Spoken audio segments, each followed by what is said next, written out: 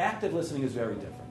Active listening is engaged listening. Active listening is listening like you actually care. For example, anybody not flown on a plane ever? Everybody has flown on a plane at least once. Who's flown on a plane more than once? Most of us, okay? I fly a lot for a living. Now, you know what happens when they close the door on a plane, right? The flight attendants come out and they instruct you on how to put on a seatbelt.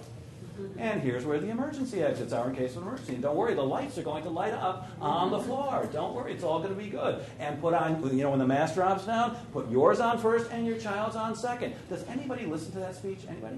You do? You do. Is it ever different? It's always the same. I travel a lot for a living. I don't listen to that speech anymore. I probably listened the first 5 times, never again. When that door closes, I'm doing 2 things at the same time. One is working. I've got my laptop out. I'm working as long as I can until they say, you've got to shut that, sir. The other thing I'm doing is praying for the drink cart to come down as quickly as possible so I can do my work for real. But imagine this. Imagine you take off from JFK and you're flying to London to do some business. You're going on vacation. And halfway over, the pilot comes on with that piloty voice that they all have. Good afternoon, ladies and gentlemen. We're cruising at 37,000 feet. Today we actually won't be arriving in London because we're having a little difficulty today. Both wings just fell off.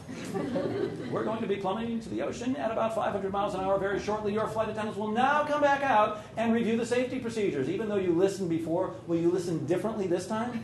Yeah, that's active listening, my friends. Listening like your life depends on it, because when you're selling, your livelihood does.